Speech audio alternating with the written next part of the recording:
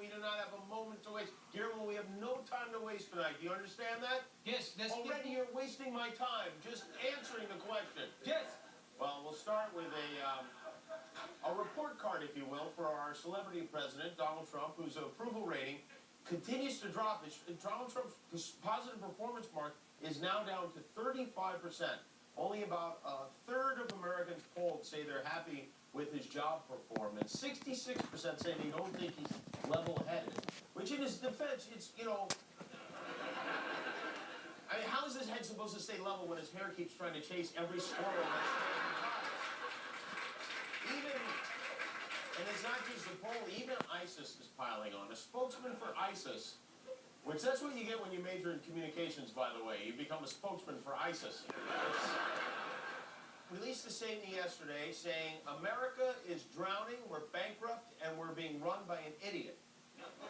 They said, and you hate to agree with anything ISIS says, but I don't know, maybe we are being run by an idiot. Maybe we are drowning and bankrupt. But I want to be very clear about something. If we are those things, you guys in ISIS had nothing to do with that. We chose this bankrupt idiot to drown us ourselves. Don't try to take credit for it. That's our thing. You might not have been aware, but Monday was Send Your Son-in-Law to Iraq Day. President Trump sent his daughter's husband, Jared Kushner, to Baghdad to meet with the Iraqi Prime Minister and the chairman of the Joint Chiefs of Staff. The military posted a bunch of photographs of Jared's spring break. I found them on Flickr last night.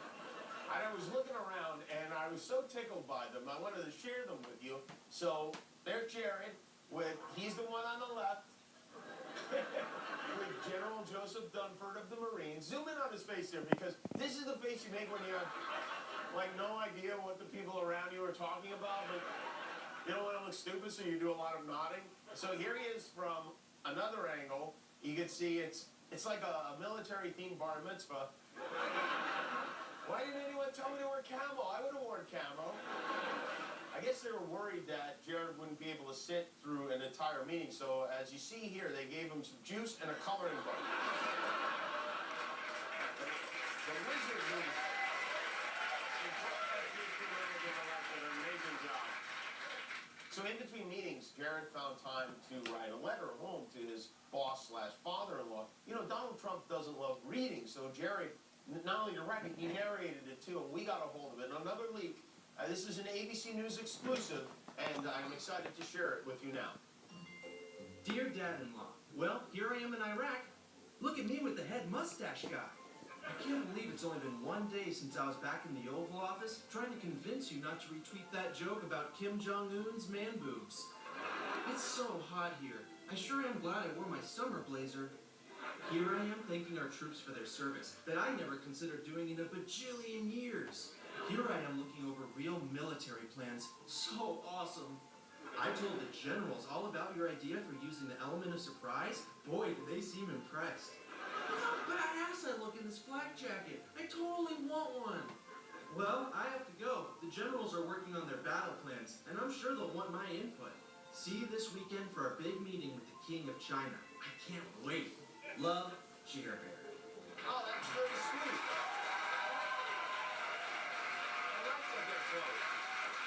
You know, we can be pretty hard on Donald Trump. They have a guy in New Zealand, the Prime Minister of New Zealand, a gentleman named Bill English, who I think is even worse, and I'm going to show you why. On Tuesday night, this is what he posted on Facebook.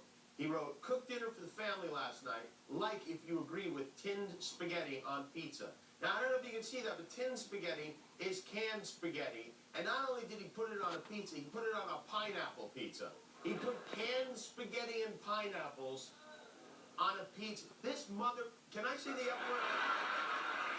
I feel like I should... No?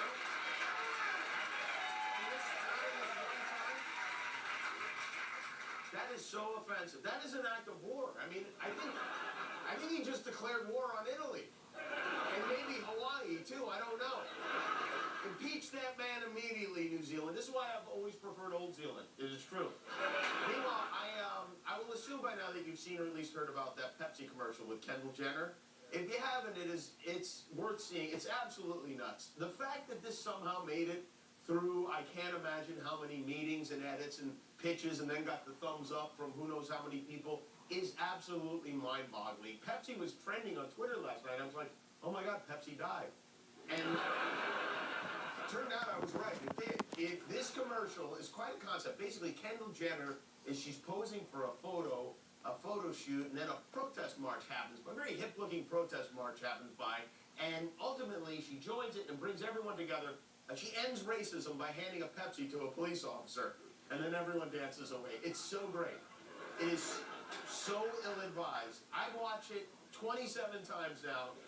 I can't figure out what the protesters are supposed to be protesting. I don't want to go through the whole video, but I want to go through. We grabbed some stills. So now this term, it says join the old conversation.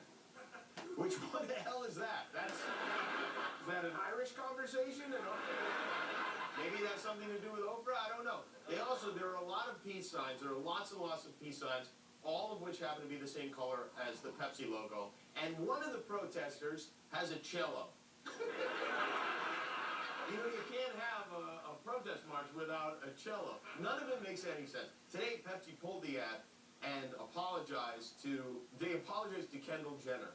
Sorry we paid you $3 million to be in the worst commercial ever, Kendall Jenner. Everyone was so mad. The only people who weren't mad, well, the people at Coke weren't mad. They loved it. And, it was the best Coke commercial in years. And whoever came up with this ad for Nivea, which Nivea just pulled this print ad. See, immediately you guys knew this shouldn't have been published, but put that up again because it says white is purity.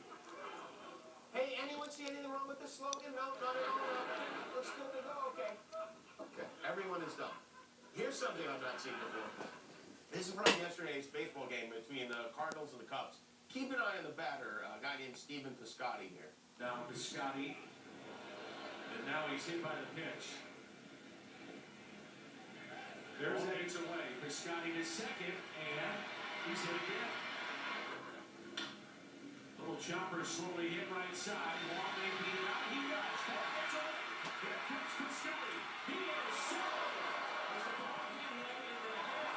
Knee to the face. What's going on? Brilliant. This poor guy. We got hit more times than Ronda Rousey on that one.